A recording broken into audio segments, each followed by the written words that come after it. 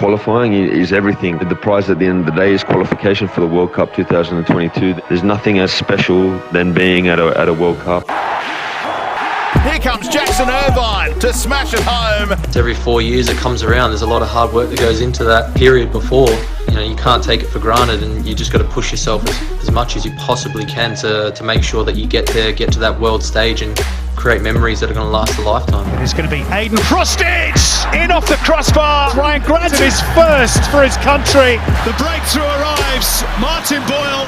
The camaraderie, that togetherness that we have, it's not like anything I've ever experienced in any other team or anything. Come the tough moments or the crunch moments in games, we all know that we have each other's back, and when you're out on the pitch, that's exactly who you want to be sharing the pitch with. Those guys that you have no doubt that we look after one another when we're out there. We go through and then overcome the challenging times.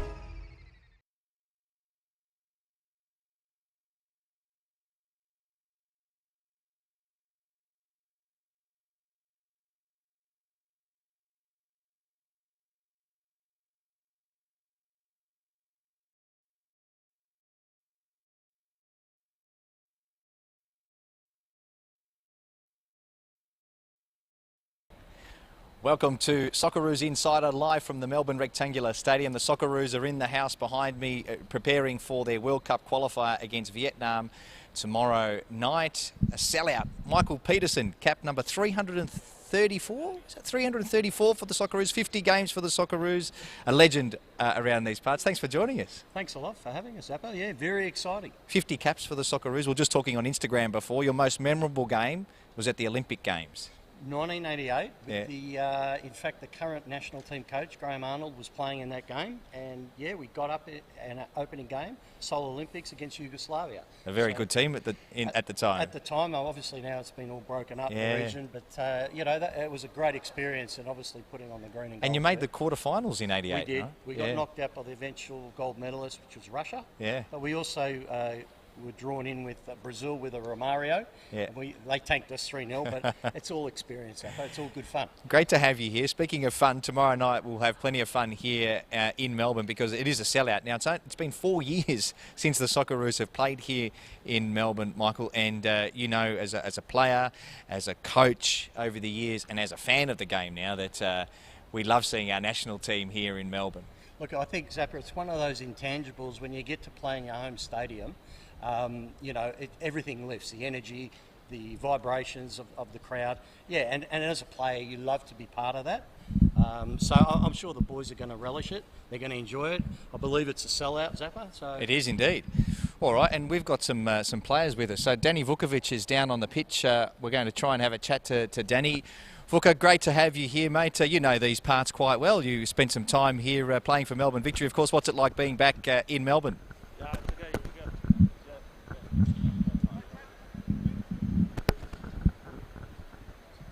All right, I'm having some trouble hearing Danny there, so apologies, Danny, but we might just need to check our technical side of things. But Danny Vukovic, Matty Ryan and Andrew Redmayne, the three goalkeepers in the squad this time, Michael, and of course, fantastic Matty Ryan. He's hard to displace as the number one keeper. Amazing career, just fantastic what he's been able to achieve, and obviously represent Australia with aplomb overseas. Yeah, great. I love watching him. And Danny Vukovic, I think, has really matured as a goalkeeper over the years. You watch him in training, he's unbeatable. He's gone overseas and proved himself in Europe now, and has proved to be a really strong backup. I think it's one of those positions, Zappa, that you do get better later on in your career as a goalkeeper, because you do carry the weight of expectation. When you, in fact, make a mistake, it's normally drastic, and I think you need that right mentality, and you really mature later on. And I think that's what's happened with Vuka and obviously Matty Ryan coming to their own. Now, to everyone that's tuning in today, thanks for tuning in. Send us your questions and we'll answer a few of the questions. If you've got any questions for Michael Peterson as well, I'll check them as they come through. But you can see the players now being spoken to by Rene Meulenstein. Now, Rene Meulenstein, as it stands, will be in charge tomorrow night. But there is a chance that Graham Arnold comes out of isolation and could be in charge tomorrow night. So that's just dependent on a test, a PCR test that he has to do tomorrow. So let's see, hopefully Graham Arnold can be in charge, but Rene Meulenstein, plenty of experience, and he'll be more than comfortable taking over tomorrow night, should he need to. Yeah, one would like to think, Zappa, that the boys will be on autopilot. They've obviously been together for a good period, a chunk of time, and I think once the game kicks off, I think it's the keys are handed over to the players in any case, wherever Graham Arnold is sitting. Absolutely, and of course Tony Vidmar, his assistant, a player and a coach who's been around a long time, knows the players really well. He'll be sitting alongside and will be able to provide that support, no doubt, tomorrow night. There's a few Victorians in the squad too. I know they're all happy to be home. Some of them have travelled from overseas. One who couldn't make it, if you haven't caught up from today's news, Aziz Bayic, was stuck in Turkey, couldn't fly out of Turkey due to a blizzard of all things, and won't be here in Melbourne for this game. But Matthew Leckie, Jimmy Jago, Jackson Irvine, and there's one other whose name escapes me at the moment. It'll come to me. 4 Victorians in the squad. Jamie McLaren, of course, at Melbourne City, who are here. And it's so good to when you're playing in front of your home crowd and your friends and family are in the stadium as well. And it just gives the players a lift. Natural high, Zappa, without a doubt. And I think the other thing worth mentioning is our imposing record in World Cup qualifiers in Australia. I think the last time we actually, without it being a dead rubber, I think 1981 is the last time we've actually lost a game. So, I mean, that's going to be significant once the game kicks off, that we're really tricky to beat when we're on our home soil. A big shout out to Nathan, who is his birthday today, so that's from Michael Ong. Who will replace Aziz Bayic is a question from Damien. Well, there's one that is a true left back in the squad, and that is Joel King. He's just been called into his first camp. Now, he's been in great form for Sydney FC. Do you throw him into the starting 11? It's a big dilemma, isn't it? Look, it's one of those coaching decisions. That's why they get paid the big bucks. They've got to solve the puzzle, but I certainly know a lot of coaches, they don't like compensating, and in terms of trying to mix their teams around.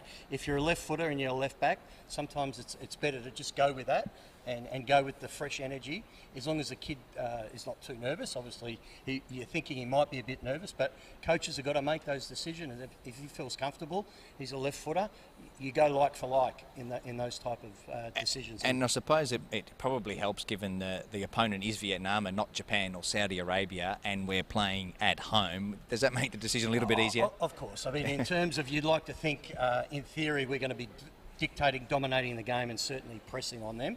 So there mightn't be too much action going the other way.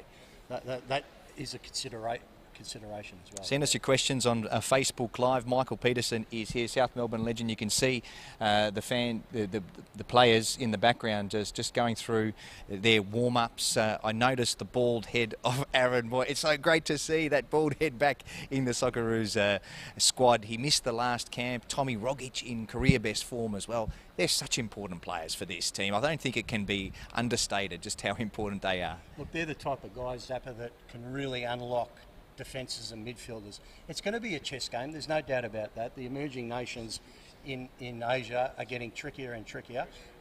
We need cool heads out there, but certainly the consummate midfield playmaker in Rogic, yes, career best form. I'm watching him for Celtic, he's brilliant. And Aaron Moore as well. They have the ability at the right time to pick off a pass and split a defence and cause havoc. So I'm expecting that's going to happen at some point in the game. Whether it's the first half, whether it's 60 minutes, 80 minutes, we've just got to be a little bit patient. With Arnold out, who is the interim coach, we mentioned that earlier, Rene Meulenstein would take charge if Arnie can't be here tomorrow night. Will Fran Karacic start? This is a really interesting one. Fran Karacic is playing his football in Italy in the Serie B at Brescia. He has featured in their last 3 games. He is a right back, so it's between him and Ryan Grant. Ryan Grant, of course, missed a lot of football due to the stop in the A-League and due to COVID. So given Karacic has been playing regularly, Brescia's on second position in the Serie B. It's a strong competition. He'll be pushing for a starting berth, I'd imagine. Yeah, look, Zappa, I think the coaches will get this session out of the way, and they probably haven't actually decided what they're going to do. They'll obviously have plan A, B, C and D well in place by the time kickoff happens, but it's probably still a lot to digest for them before they make their final team selection. Tell Mickey P I saw him play in Pahang with Alan Davidson. Now that's a blast from the past. The great Alan Davidson, absolutely. What a footballer he was. Spent a season over there, and had a ball. And that's the great thing about football life. You get to experience different cultures. And you know what? The Malaysians were very technical players, and that's the thing. They're emerging now. They're tactical and fitness levels. They're starting to improve. But yeah, that time at Malaysia, geez, it was very, very interesting. Yeah, great time. Great to see the Socceroos, and you can see in vision there, just going through their warm-ups. Another question coming through from Ivan. Having spent so much time with Ange at South, what are your thoughts on his progress so far? Look, Ange has broken the glass ceilings totally for football managers from Australia. He's been able to have a formula and create environments where they're just successful. They play great football. He wins well, he wins with style and grace. And he's obviously been in the caper for a long time. And you know what? His finest hour is yet to be written, in my opinion. I think there's every chance he'll move into the premiership.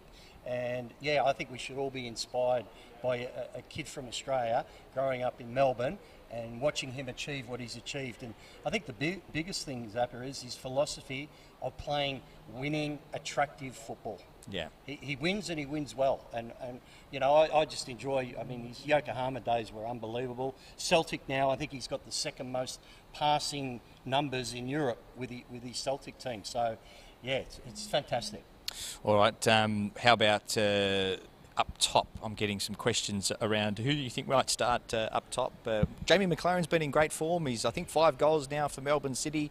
He's that poacher that, he gets a chance, and he's likely to finish it. Is he the one that you think Arnie might go with? He'll be in the conversation, there's no doubt about that. And if he doesn't start, I think he'll get some game time at some point. But yeah, it's always, that's the tricky part, is putting the ball in the back of the net. I have no doubt we're going to get a split of 65-70% possession. It's about how effective it is and who does the ball drop to for the striker to put away. Jamie McLaren is your consummate goal snake and goal poacher.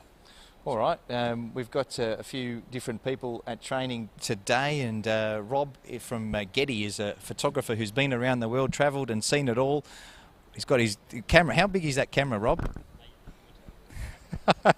Can you hear us, Rob? You're okay? You got us? I love that camera. Do you reckon we could take it home? A couple of selfies. All right, Rob's just getting ready to join us. You can hear us okay, Rob? You've been following the team around this week. Rob, tell us about the week. Oh, it's been busy getting the boys training and a portrait session and media sessions. So it's been quite good to get them back in town, actually. It's been a while.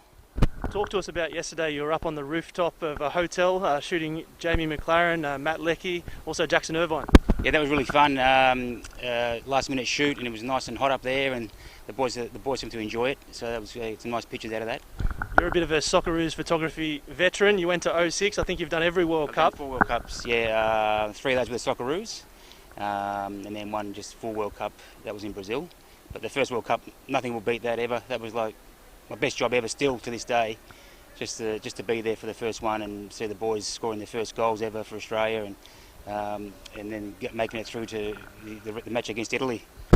Talk to us about tomorrow night. Obviously, I think 4 Getty photographers will be here. I assume placed in every corner to not miss a beat. Yeah, correct. Yes, we do a bit of work for the Socceroos, so we'll have 4 here, one each corner to capture all the action and the excitement, and hopefully a big win. And just lastly, which player gives you the best shot? I reckon J-Mac, when he scores, usually gives you something. So it's pretty good. He's got a little bit of a celebration. He likes to whirl out. He does. He sure does. Rob, thanks for your time. Appreciate all your work covering the Socceroos over the years, and another good night tomorrow night. Thank you. Look forward to it. The images you'll see spread all over the internet, and the paper will be taken by Rob from Getty Images. He probably was following you around when you were playing, Mickey. I think that were black and white photos back in my day. I think I made colour. It was that long ago. Send us your questions, Facebook Live. We've got a few more minutes left before we need to get out of here, because what they normally do, match day -1, is shut up shop, everyone out of the stadium, and work on some tactics, something that you would have done in your day as well. Absolutely. You got to work on your plan A, B and C, like I said earlier. And that's just for the intimate playing group. Yeah. You remember the last time the Socceroos played here, I referenced it earlier, 4 years ago against Thailand. It was in the Asian Cup, and I reckon the Socceroos had 50 shots on goal and just got the win over Thailand. And Thailand were a good side. They were well organised and obviously played to their strengths. They defended. We're expecting the same from Vietnam to make it really hard for us to break them down tomorrow night. Yeah, there's no doubt about that. The parking the bus is a legitimate tactic that you have to overcome. For me, the best way of doing that, of breaking down a defence, is to get in behind via the wings. Because once you get past a fullback, you've actually breached the defence. So I'd love to see the wide players on the line, service them, beat a man, and then you've breached their defence. Eventually, those type of patterns beat up on you as the game unfolds, and then in the end, you end up getting a bit of space and getting your joy from that. So. And we're speculating here, but the wide men in the situation you're talking about could in fact be Matthew Leckie on one side and Martin Boyle on the other. Yeah, look, they've obviously got, Boyle's got good feet and gets to the line, and obviously that's what he does for a living. So, and Leckie's got pace and he's a bull. And it's almost like you have that pattern change where, hey, we know that's what they're going to do. They're going to get to the line, they're going to cut it back. So we want one at the near, one at the far, and one holding midfielder, probably Rogic on the edge of the box. And those patterns are already decided pre-game. And we've got another interview coming shortly. Let's head down to Benny O'Neill now with Benny Roche.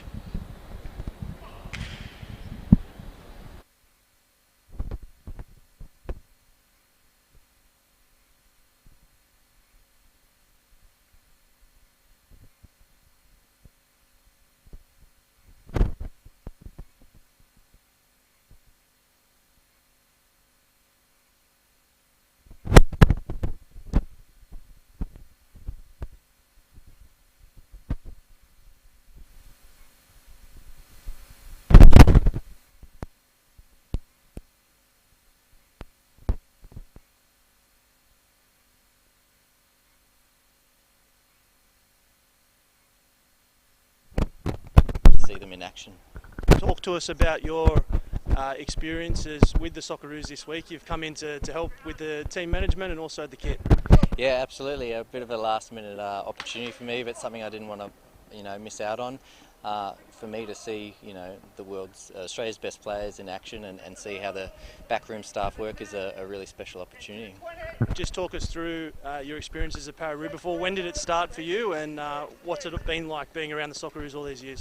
Yeah, look, I went my first Pararoo's camp when I was 12 years old, so I've been around a little bit now, but still plenty of opportunities to learn and to see these guys in action, drives me and pushes me for the next camp. And what's next for the Pararoos? Yeah, got a camp in February in Sydney and prepare for our World Cup in Spain in April. Excellent, Benny. Thanks for your time. And before we leave, a score prediction for tomorrow night? I reckon 3-0 Australia. We'll take that. Thanks very much, Benny Roach. Thank you. To see him here at training, of course, he's part of the Pararoos side and a part of the staff here with the Socceroos. Great to see the players, as you saw just in front of us. You see them warming up and you get a bit excited, don't you? They're back on home soil and seeing the likes of Tommy Rogic and Aaron Moy back, as I mentioned earlier. Riley McGree, who's just signed with Middlesbrough, a big club in England who've got ambitions to go into the Premier League and doing well this year. And he's a player that's really matured over the last couple of years, Riley McGree. It's great to see some of these emerging talents starting to make some real inroads into European leagues, Zappa. Really good, and it's good energy for home-based players who want to go overseas and they actually see their peers cutting it. So it gives them a little bit of definitely hope and inspiration. Question about the weather conditions that's come through. It's been hot and humid in Melbourne. It's more like Vietnam than Vietnam, I think. Well, it's a good point you make because it is very Vietnam-like conditions here, and a lot of the players have come from Europe, middle of winter. Are they that professional now that it's not that difficult to adapt? I believe so. Yeah. I don't think that's all those little things. You don't pay attention to them. Yeah. If you've been a pro for a certain amount of time, you just get on with it. You're almost got a blinkered outlook, and you actually go out of your way not to be bothered about all those little things, variables. So no, that won't have an impact, Zappa. I think the boys, the Socceroo spirit, they'll die out there. Our DNA of a Socceroo is pretty good these days, Zappa. Yeah. You know, they're quite worldly, quite experienced, and that won't be a factor, even though it is hot. It's a great environment in the squad. Another question from one of our listeners or our viewers: do you think Tommy Rogic can bring his form to tomorrow night's game? You mentioned his form at Celtic. It's been unbelievable. We'd love to see him cut through defences and score goals tomorrow night, won't we? Look, club football, because you spend every day with them, you get to know each other a little bit better. Whereas when you're in international football, you don't spend as much time with the players, so they don't know how you roll necessarily when you want to pick up the ball, when you create that second of space. But on the flip side, I think this particular group, they've had a decent campaign now, so I think they've got a good feel of how Tommy, when he wants to pick up the ball, when he's free, but they've definitely got to get that timing right.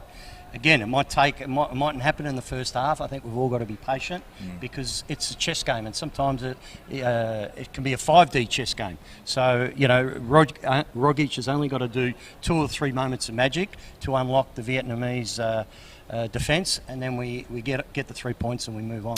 Thanks for watching. Continue over the next few minutes.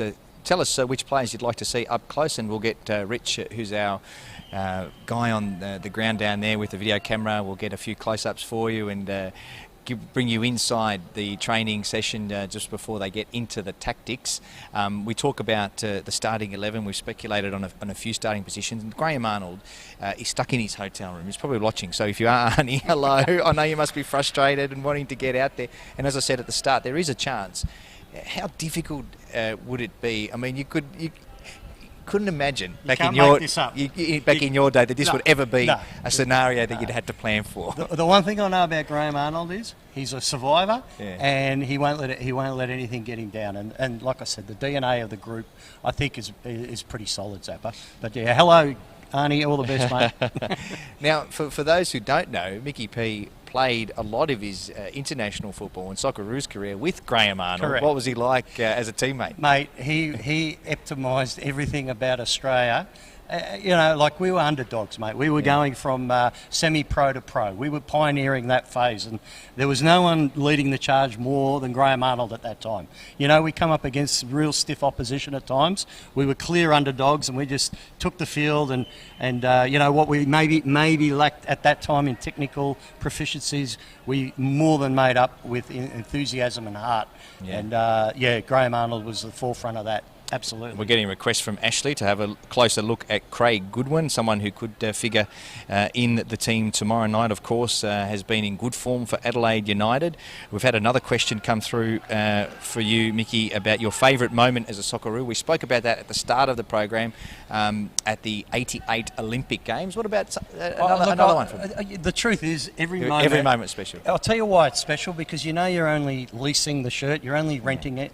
There's plenty that have come before you. There'll be plenty that come after you. So every time you're in the changing room and you're putting on the shirt, you've got a responsibility and accountability, and it's a thrill. You can't get away from that. And I guess in retrospect, at the time, you maybe take it for granted when you're in your career. When you reflect back, you go, "Wow, what a privilege." Just to represent your country in a sport, let alone the biggest sport in the world, which is football, and be part of it. Every moment, actually, you should absorb. Yeah. Talking about absorbing, your manager at the time, Frank Eric, you absorbed his team talks. The Mad Dog. Yeah. Yeah. What were his team talks funny like? Story about the Mad Dog, Zappa. It started. We had and Graham Arnold will remember this clearly, vivid. We in Tel Aviv, we had to play Israel. 2 days before the game, he knew that the spies were coming and the Israel media were coming. Yeah. So he said, listen, for half an hour, we're going to have a scratch match, and we're not even going to worry about the ball. We're just going to go the body, and we're going to show them, and we're going to scare the life out of the Israel players and the media. And hence, the next day, the papers screamed, Australian Mad Dogs, because all of us, the likes of Stevie O'Connor, David Mitchell, John Cosmino, we were just smashing each other for a bit of fun. Yeah. It was almost like rugby. The ball was irrelevant. Yeah. And I think that's where the phrase Mad Dogs was coined from that particular time. And that was a 85 World Cup qualifier. And we, in fact, got up 2-1. Fantastic story. Before we let you go, how do you see the game playing out tonight at Tip? Australia, without a doubt, and I think we'll just dominate possession, be patient, wait to unlock those moments, and we'll move on to the next game. But I'm very comfortable with Australia's getting the 3 points. Thanks so much for joining us, Mickey P. Great to see you. Thanks a lot, Zappa. Thanks for having me. Hall of Fame inductee Michael Peterson, thank you for tuning in tonight to the Socceroos Insider. We'll see you tomorrow night right here at Melbourne Rectangular Stadium. This place will be pumping. We'll see you then.